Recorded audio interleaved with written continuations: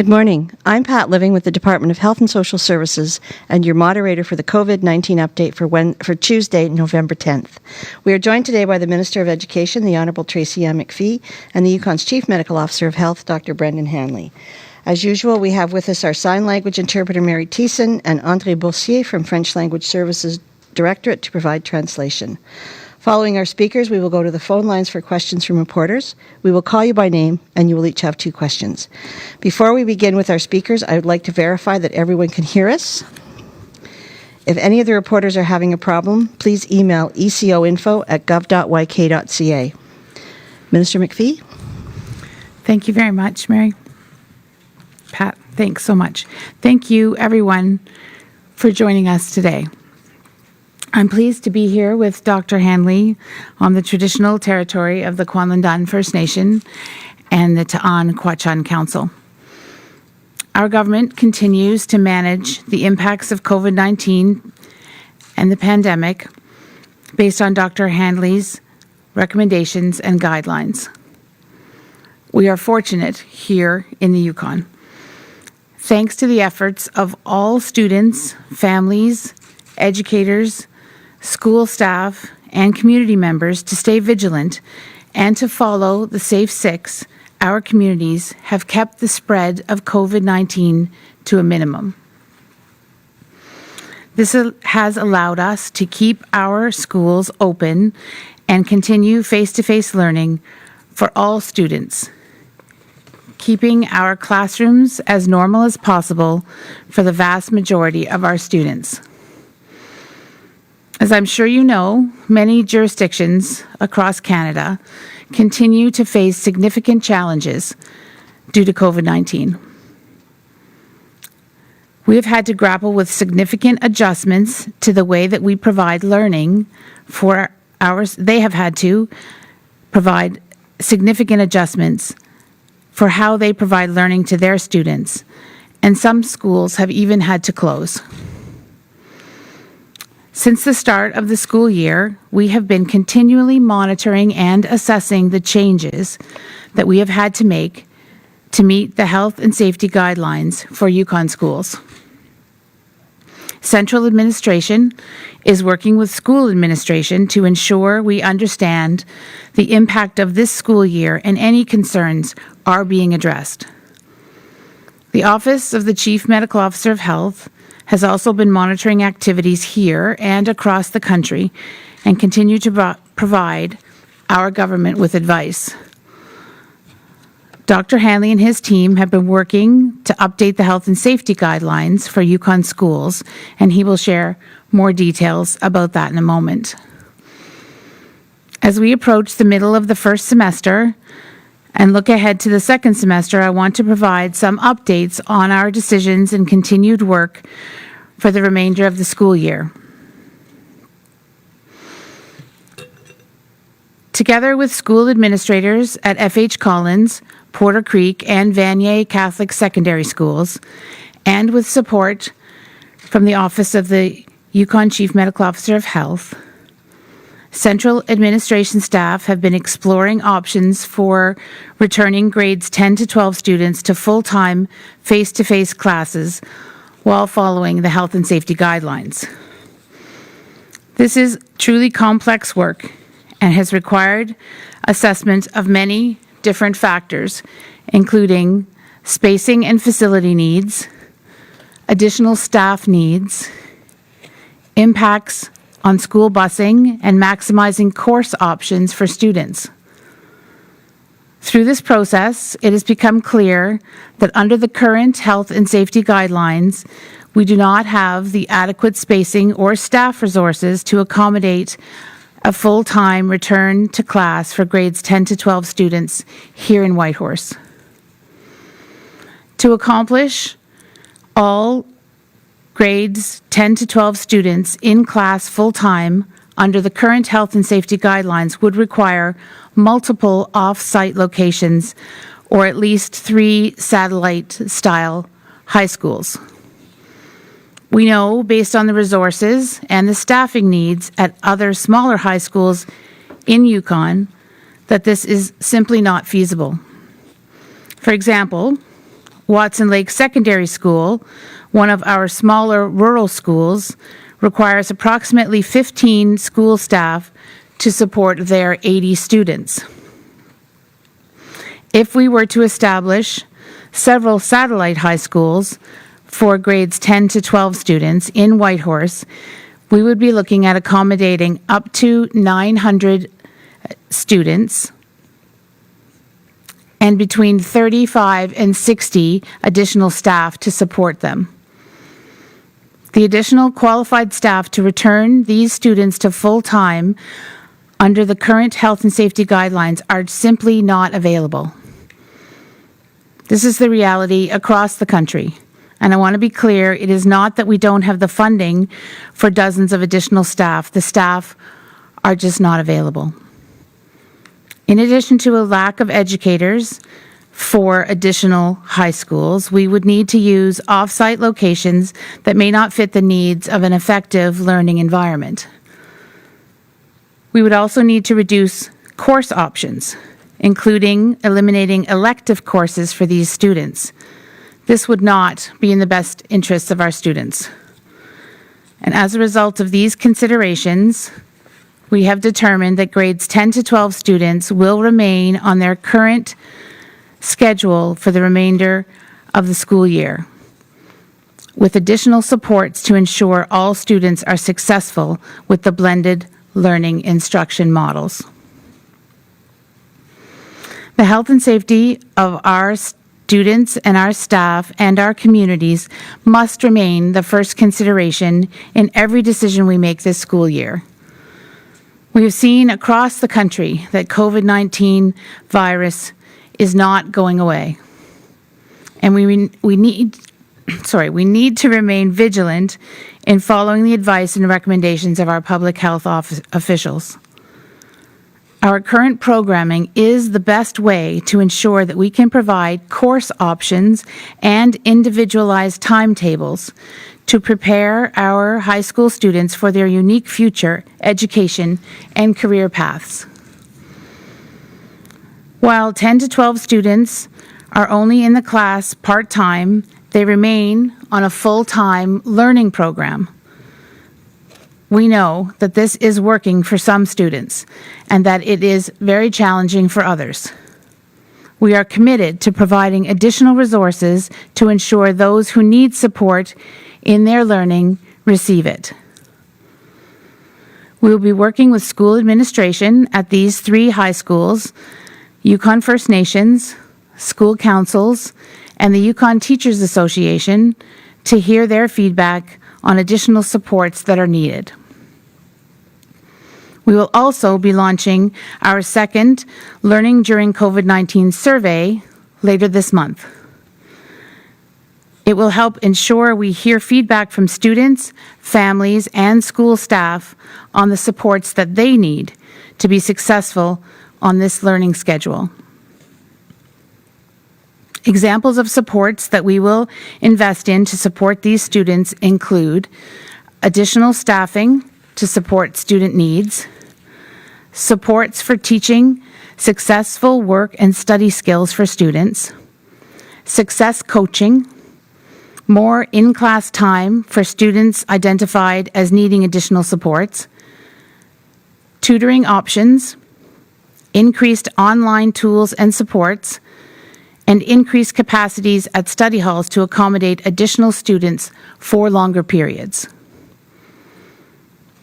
The supports we invest in will be determined by school administration and staff based on the needs of their students and the feedback that we are hearing from their families.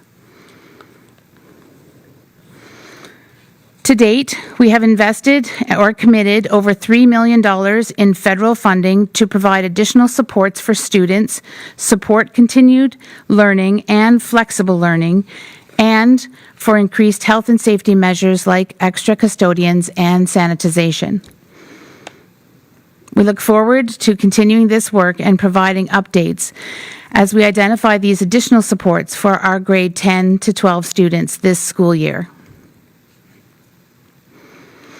As part of our continued assessment of our programs, we have been working to support the music, art, and drama program for the remainder of the 2021 school year. While we have had to make adjustments, we are very pleased that the MAD and other experiential learning programs have continued this year. We recognize the value and the outcomes of the MAD program and the immersive experiential learning that these kinds of programs offer our Yukon students. We have now had time to better determine how the grade 8 students are using the space for learning at the Wood Street Centre. We have worked together with school administration from F.H. Collins Secondary and the Wood Street Centre and the Chief Medical Officer of Health to determine that the MAD program can move back to the Black Box Theatre at Wood Street Centre as soon as possible and for the remainder of the school year. School administration and staff will be sharing these updates and more information with parents and students of the program about the timing of this move in the coming days. This move will not affect the current location for the F.H. Collins grade 8 students. They will and can continue to learn in the classroom spaces at that school. F.H. Collins administration will be working with their grade 8 staff to ensure ongoing success to space for their fine arts and the physical education programming for grade 8s. Central administration staff are currently working with school administration at these schools to operationalize this decision and ensure that we continue to follow the health and safety guidelines set by Yukon's Chief Medical Officer of Health.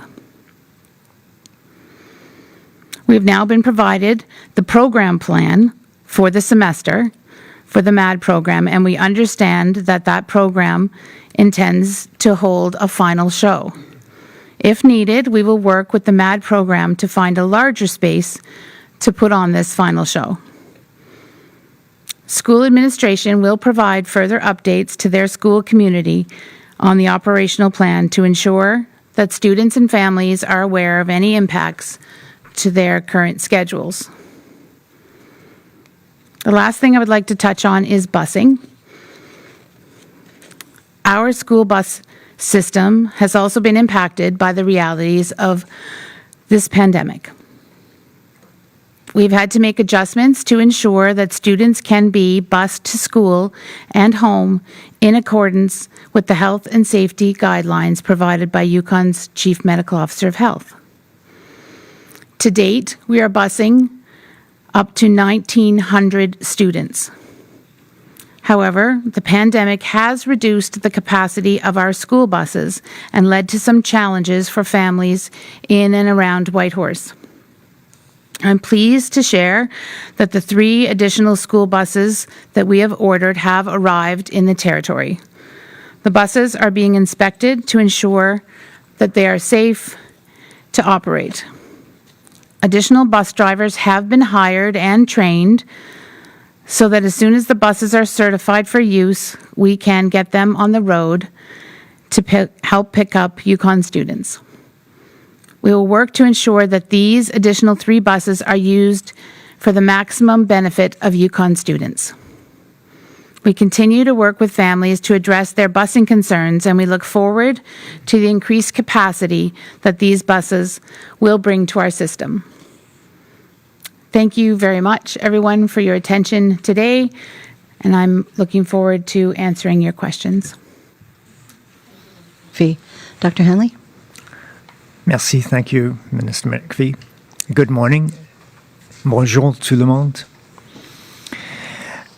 Before continuing on the education theme, a brief review of our case counts, and I'm pleased to report that we have not had any new cases since our last confirmed case on October 29th.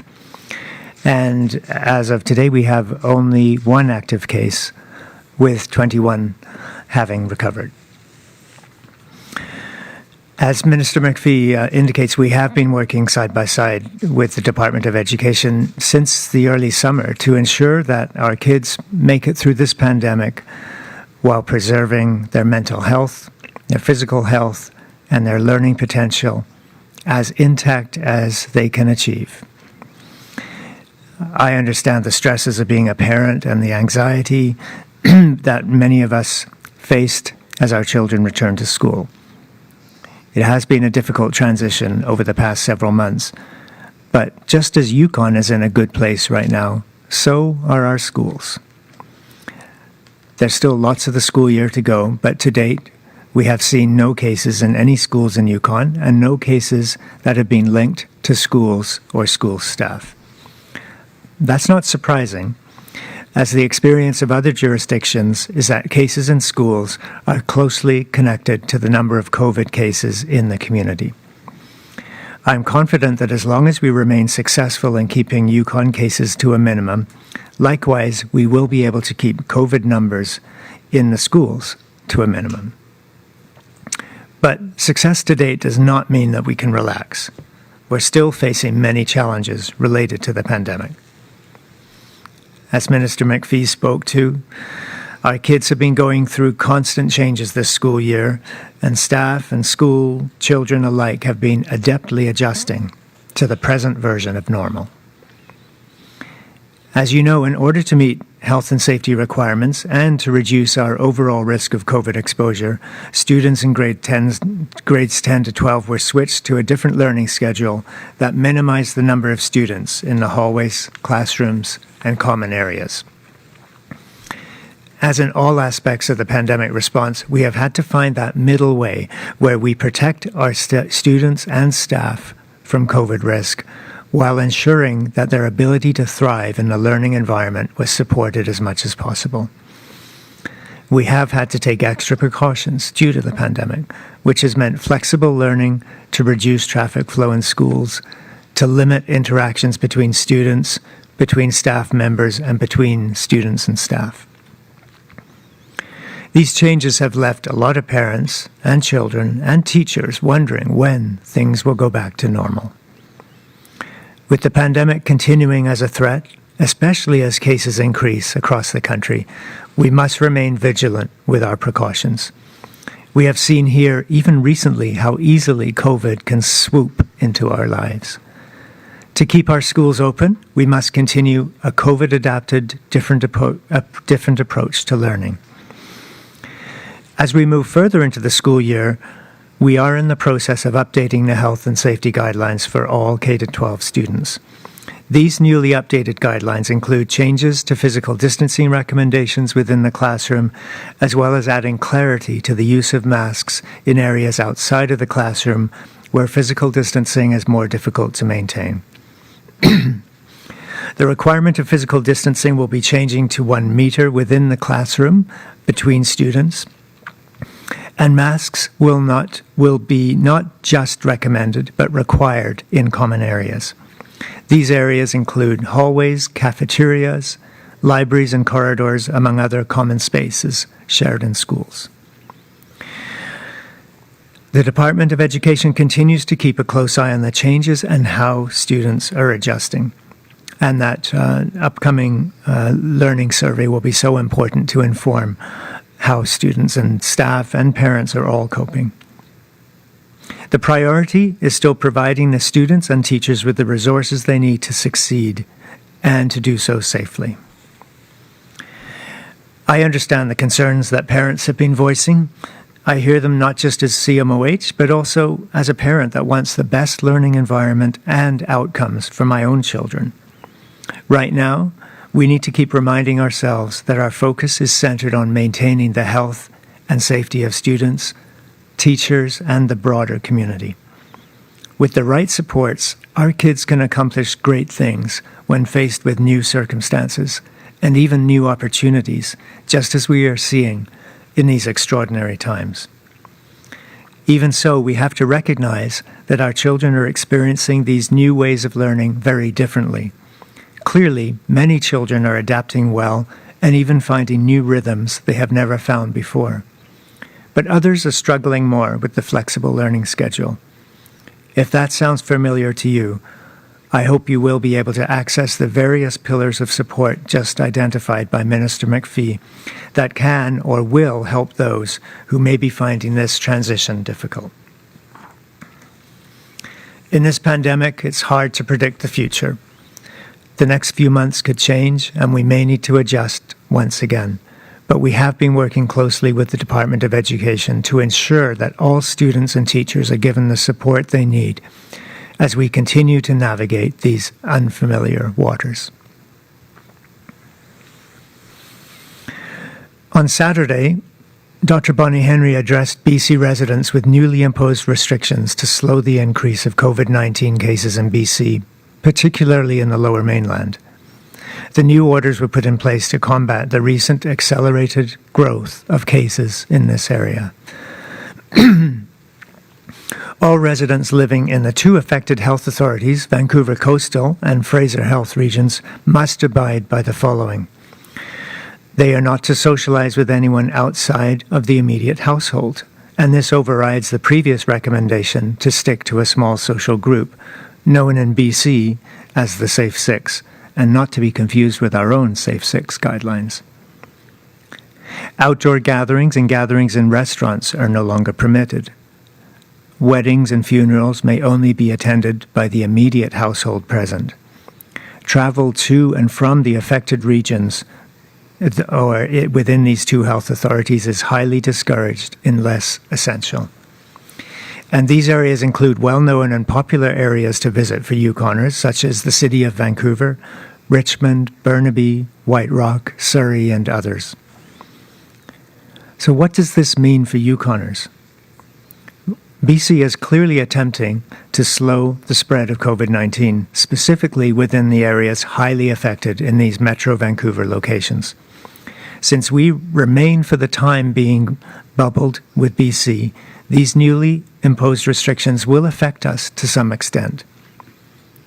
For those traveling, you must be aware and ready to follow the newly implemented guidelines. When in BC, you must consider and abide by all necessary gathering guidelines. This also applies to weddings and funerals. If you are planning to attend a gathering, a wedding, or a funeral in BC, I ask that you rethink your visit. Attendees at weddings and funerals are now limited to immediate households. Ask yourself if the gathering will be still able to go forward with the new restrictions.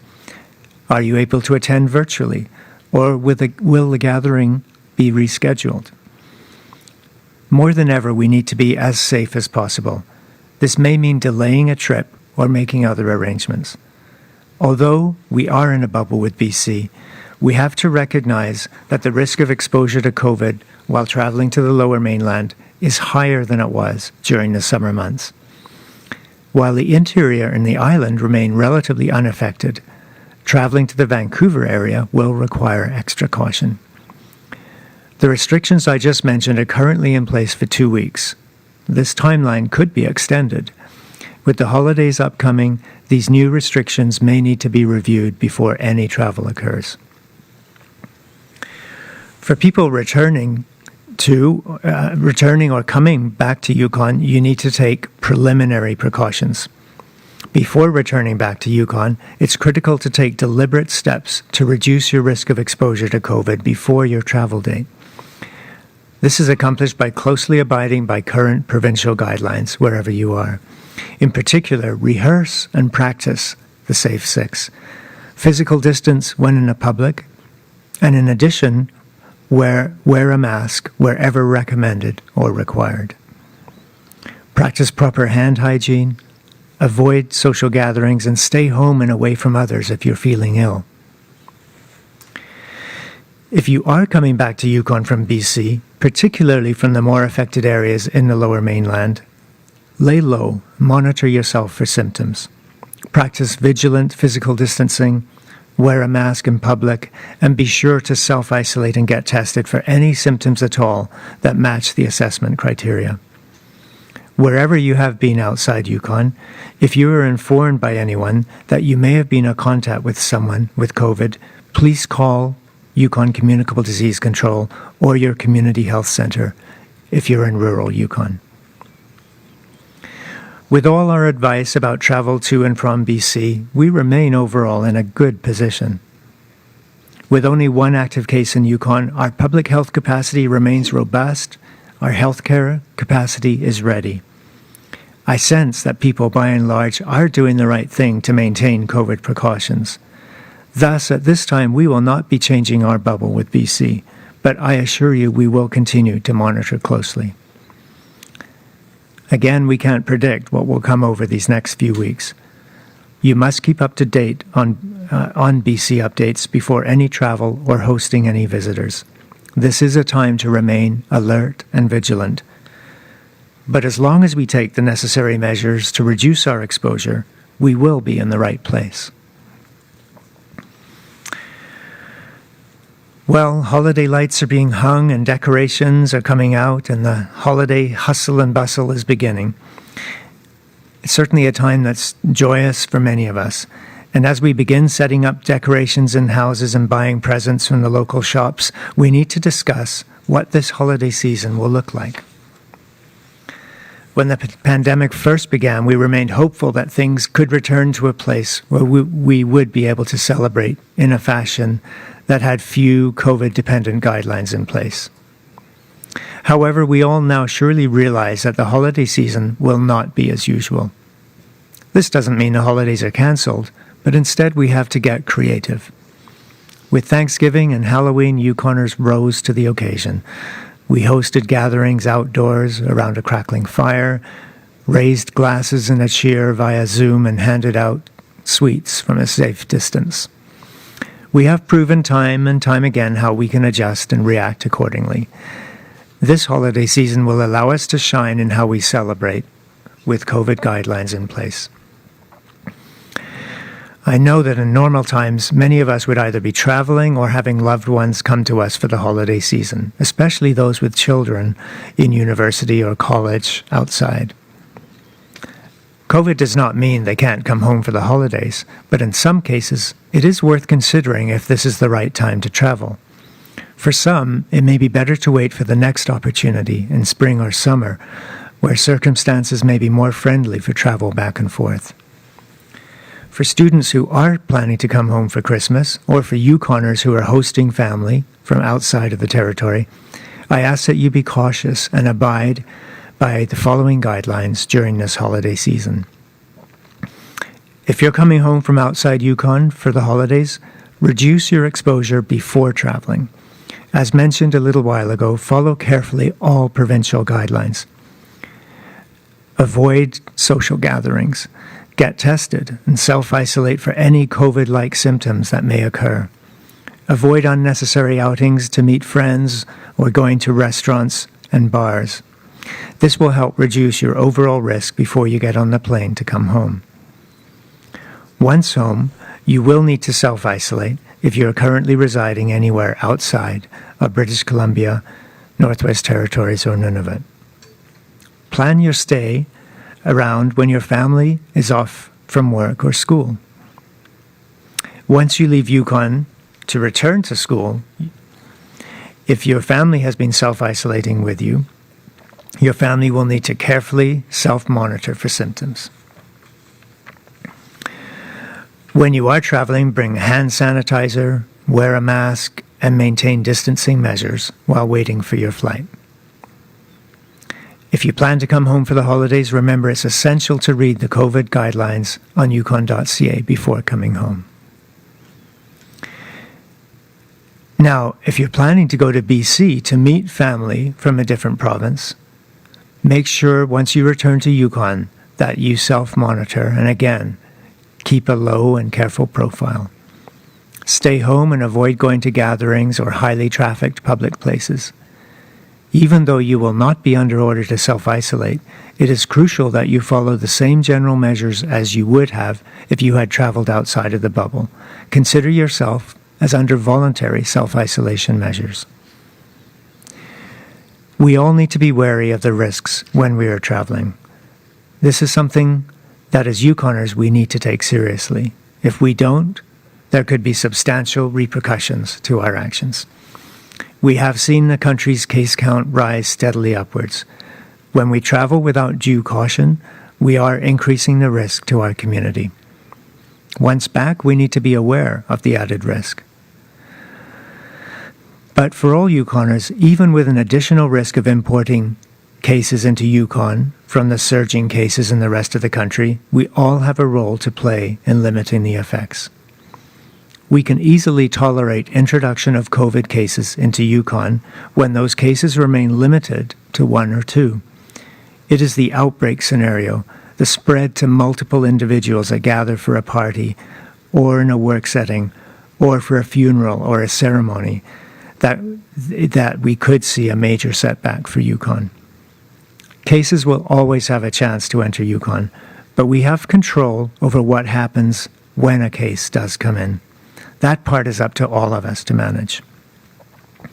And that's all for my update. Thank you. Take care of each other and stay well.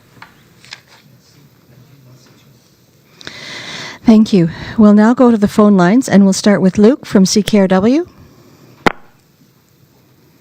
Yes, I have a question for Dr. Hanley. With the news yesterday, I know it's early, but with the news yesterday that there's been significant progress on a COVID-19 vaccine, is there any preliminary plan on how a vaccine would get distributed to Yukoners?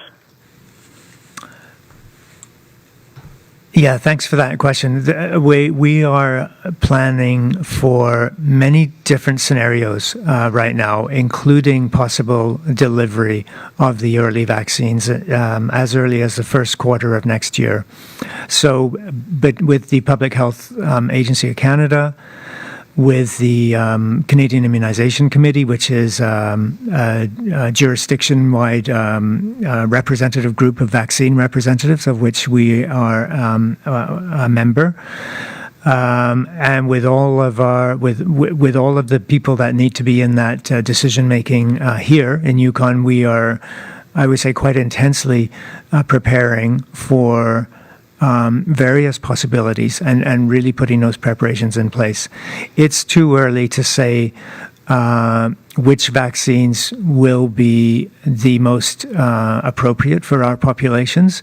And of course, we don't have the official efficacy data for any of the vaccines. None of them have completed phase 3 trials. But we are putting in place that early planning that would allow us to participate in the vaccines as they become available, and then it really becomes a matter of deciding how much is available, which product, and which is most suitable for our populations. We have a number of very specific considerations, given that we are a very small population and with a large rural contingent. And so all of that factors into our vaccine planning. So really too early to be specific on anything, but definitely a lot of planning is happening right now in the background. Thank you. John, do you have Luke, do you have a follow-up question? No, thank you. Thank you. We'll move to Dave from CBC. Hi, for Ms. McPhee. First, when you talk about the MAD students going back to Wood Street School, said they go to theater. So will all their time during the day be spent at the Wood Street School now, or will they still have to kind of go back and forth to another building? Thanks for the question, Dave. The intention would be that they would spend most of their time at the Wood Street Black Box Theatre location. That will be their main place for programming.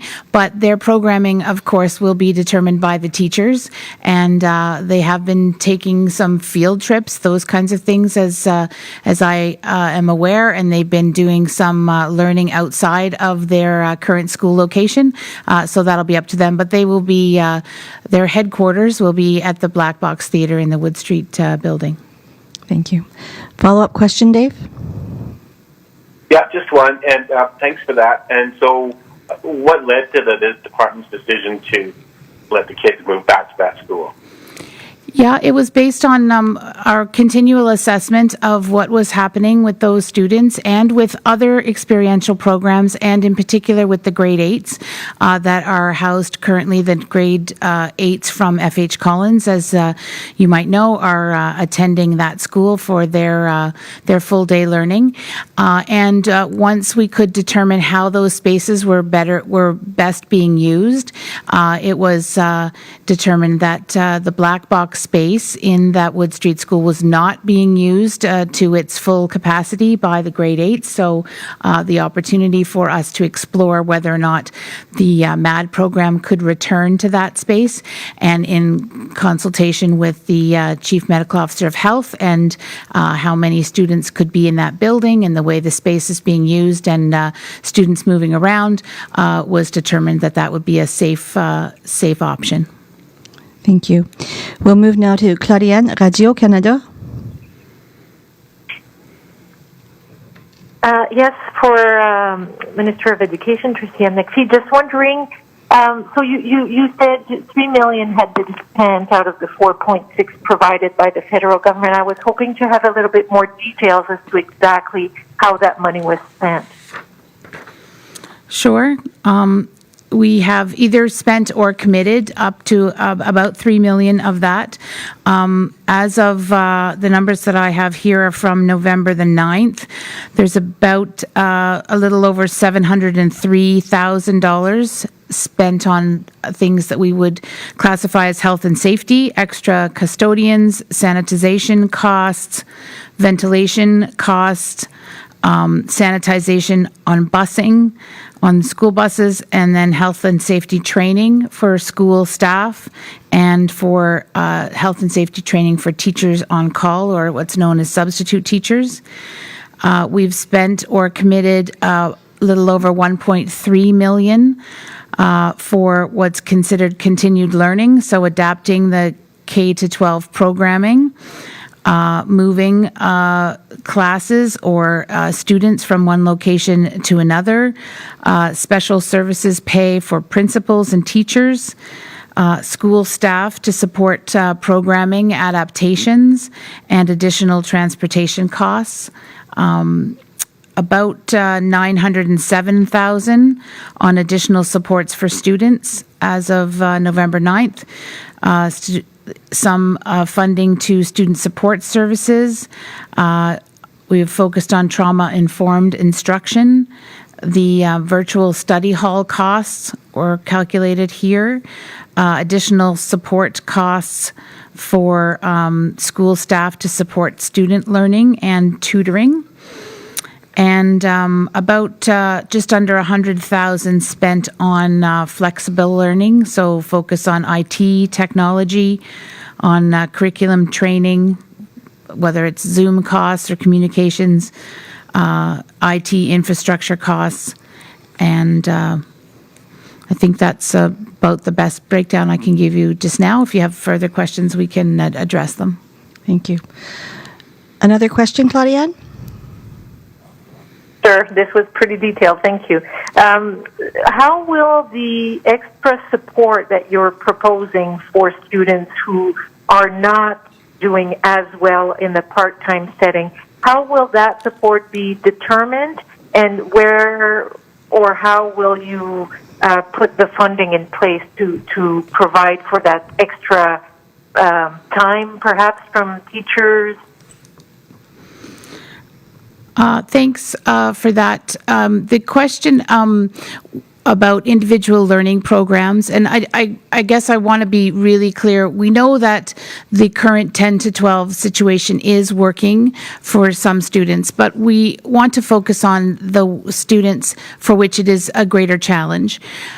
We will take direction from the administrators and the teachers who are working with those students and those families, and we urge them to come forward so that we can work with them on individual learning plans. Does a student need more time in the school building? Do they need more supports in the study hall portion? Are they not a strong learner with respect to technology and therefore need more in-person instruction. Those kinds of things will need to be worked on an individual basis. The expertise of our students and administrators, of our teachers and administrators, will be where we look to for that guidance. And we are very focused on making sure that the learning experience of those students is as strong and as supportive as it can be. There will not be a pot of funds, for instance, for those kinds of targeted initiatives because they're so individual. We'll be working with the schools and the school councils to determine individually with families and with students how to best support those students. Thank you. We'll move now to Haley at the Yukon News. Thank you. I had a question about if there's been any developments on the use of school facilities like gyms for external programs like sports groups and Girl Guides, that kind of thing. Has there been any update on that? Thank you for the question, and I know we're all awaiting the final version of this. I can say that the Department of Education and the Department of Community Services, as they do every year, has worked with, it worked with the City of Whitehorse, but this year we've worked with the Chief Medical Officer of Health to determine appropriate guidelines for the joint use agreements, which is the document and the rules for how those spaces are used outside of school hours. That work was done some time ago, and an agreement was reached about how we could safely use those spaces. That information was communicated to the City of Whitehorse, and the City of Whitehorse is responsible for the scheduling of those user groups in schools after school hours. And I understand that that they are working on that schedule, and then we'll be announcing to the user groups how that will be set out for the next number of months. I can say that with respect to the work that our department did with Community Services and the Chief Medical Officer of Health, that the determination was that the spaces could be safely used by one type of user group per evening. So, for instance, soccer groups that might want to be using gymnasiums could use it on a particular evening, whatever evening that might be, but we wouldn't be switching from the use of a soccer group and then onto a badminton group or into a dance or a yoga group or something like that because of the necessity to clean and sanitize the space in between. But we have communicated that to user groups, and City of Whitehorse is doing the scheduling as we speak, as far as I understand. Thank you. Haley, do you have another question? Yes, thank you. My second question, sort of related to Claudiane's question about student success. I wonder if there's been any change to the latitude that teachers have when it comes to marking and grading. I can imagine there's grade 12 students who are anxious about competing for spots post-secondary. How much flexibility do teachers have if they're seeing a difference between the way students were doing compared to last semester to this one? Thanks for that question, Haley. I think it's important that we remember that learning and education is an individual pursuit. It always has been, it always will be. Students and adults learn in different ways. They learn at a different pace. That this is something that teachers have always had expertise in trying to help determine an individual student's abilities and skills and assessing them with respect to their curriculum. I should comment that the Yukon's curriculum and which has been redesigned and implemented in schools over the last 3 to 4 years is ideally suited for the kind of assessment you're asking about. It is about individual learning. It is about assessing students on their numeracy, their literacy, their skill sets, their critical thinking. Those kinds of things are much more the future of education and have been implemented here in the Yukon Territory to the benefit of students. Gone are the days when students students were required to memorize certain things and regurgitate them either on tests or in some sort of assessment.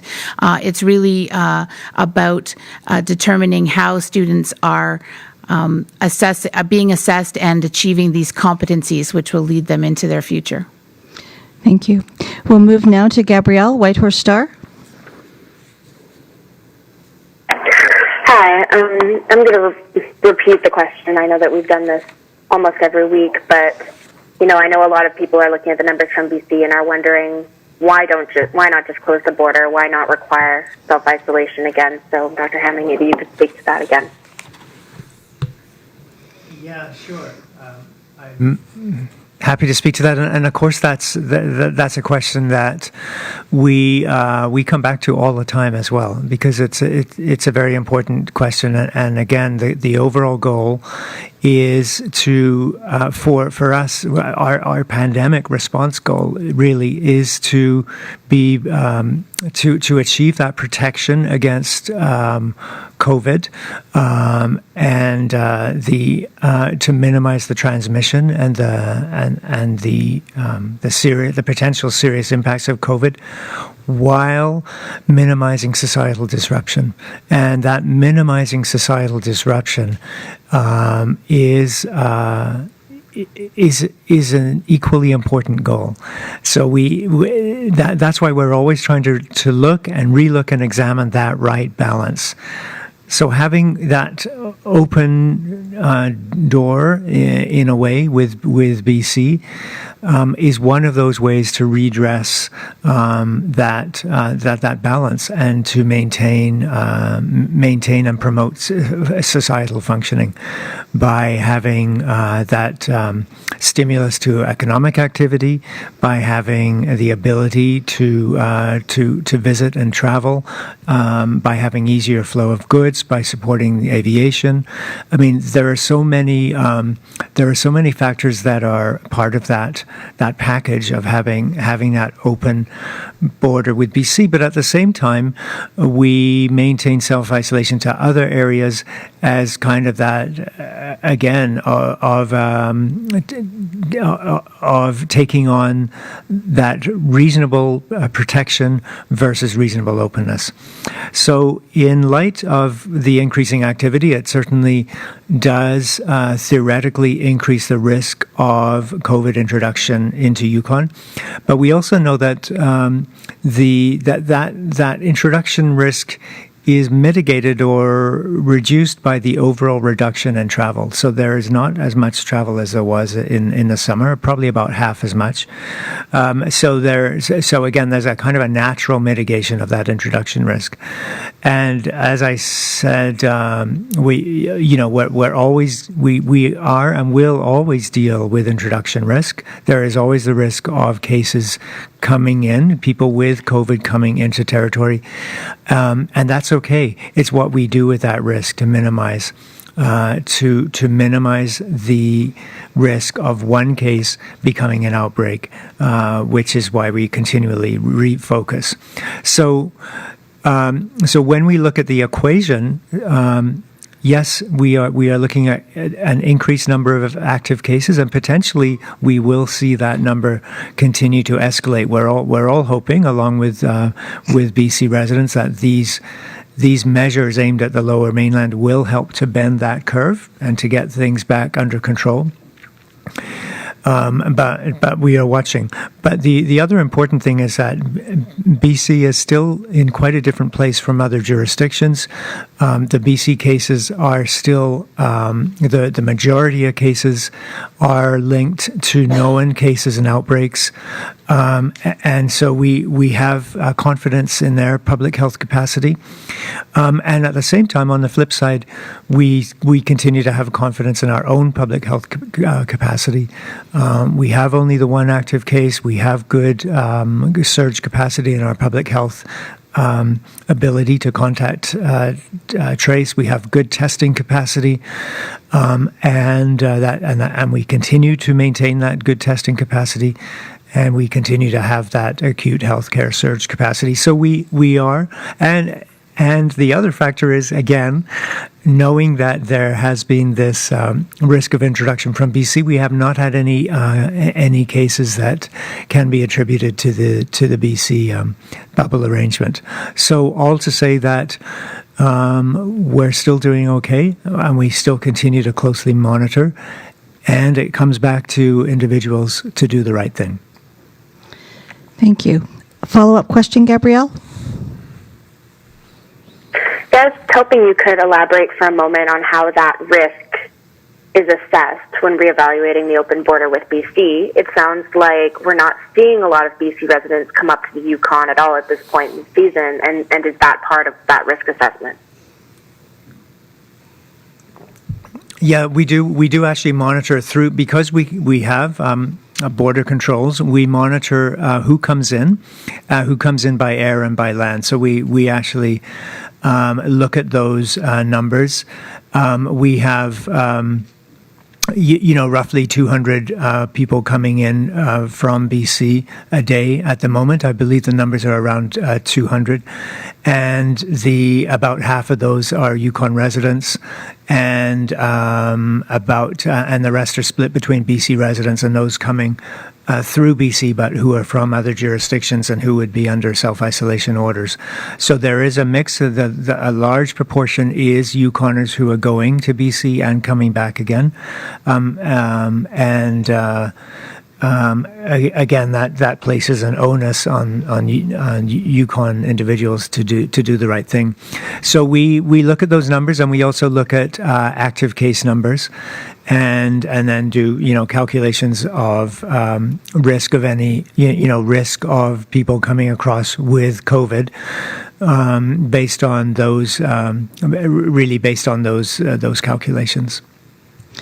Thank you. We'll move now to Marine Roboreal.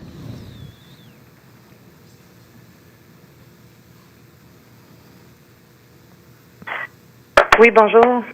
C'est une question pour le Dr Hanley. Est-ce que vous m'entendez? Oui. Est-ce que vous m'entendez? Oui, on vous entend. Parfait, merci. Donc, nous voyons déjà qu'il y a beaucoup de masques à usage unique dans les rues, dans les parcs et surtout proches des écoles. L'annonce que vous avez faite aujourd'hui mentionne que les masques vont devenir obligatoires dans les lieux communs des écoles. Donc, j'ai deux questions à ce sujet. La première question, pensez-vous que ce genre de déchets qui se présentent aux abords des écoles puisse présenter un danger sanitaire pour les élèves, les masques à usage unique qui traînent un peu partout? So the question is for Dr. Hanley. We see a lot of single-use masks on the ground around schools and in many places in town.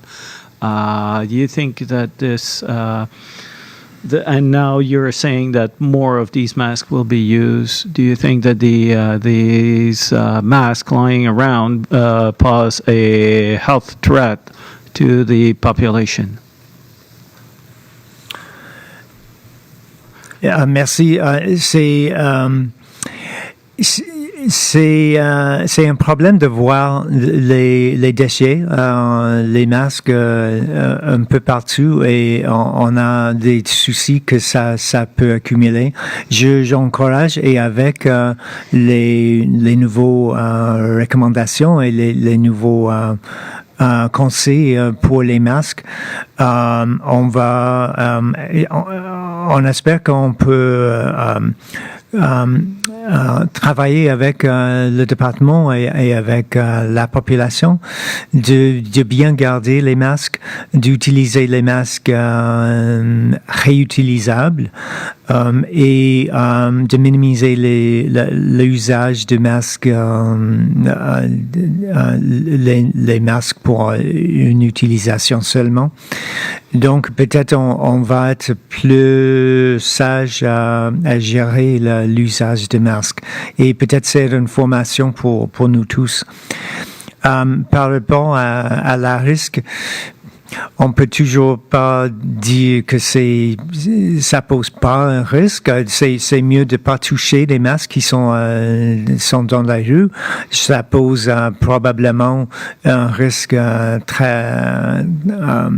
très minimal, mais on sait jamais si il y a toujours une possibilité qu'un masque peut être contaminé. Donc, on est conseillé pour les enfants de pas toucher des masques, mais à part de ça, ça pose pas un risque juste pour être jeté par terre. I'm asked to translate that into English. The question is about mask.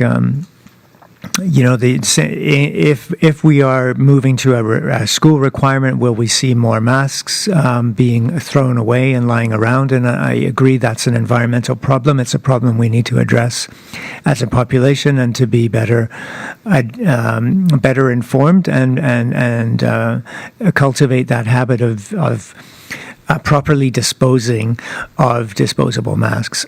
Also, I encourage the use where non-medical masks are required to use reusable masks as much as possible, and that single-use masks should be minimized outside of the healthcare setting where they are necessary. And the question was, do these masks pose a risk, if they're lying around? And of course, we never know for sure if a mask might be contaminated. It's not, in general, it's not a good thing to touch someone's used mask. So it's not a good idea just for a kid to touch a mask that's used by someone else. But leave it to proper waste disposal with people who are trained or supervising the area to be able to pick up masks with proper adherence to sanitation protocols. Thank you. Avez-vous une autre question, Marine? Oui, merci. Au début de l'année scolaire, Dr. Hanley, vous aviez annoncé que des masques réutilisables seraient fournis aux élèves, que certains avaient même été déjà commandés. Où en est-on par rapport à ça, ou est-ce que c'est devenu la responsabilité de chaque école de pouvoir fournir des masques réutilisables à leurs élèves? Beginning of the school year, you said that reusable masks would be made available to students in school. Where are we on this possibility? Is it the responsibility of the parents, or is the school system going to do something about this? The question, I understand that those reusable masks are being made available in schools. It is an operational part of the school plan, and I will find out more details about how those are being used at individual schools or with the sanction of school councils. I know there are some cases where school councils have purchased reusable masks, or with the assistance of parents and others, shields for certain grades. It is an individual classroom situation. Certainly, we encourage students to come with a reusable mask that they've been supplied with by their family, by their parents, but we certainly will be and are supporting reusable masks in schools across the territory. And I just don't have much up-to-date information or detail on that, but I can obtain it. Thank you very much. I'd like to thank everyone for their time today. Please note that we're changing the day and time of our COVID-19 updates beginning next week. COVID-19 updates will take place on Tuesdays at 9:30, which means the next COVID-19 update is Tuesday, November 17th at 9:30 a.m.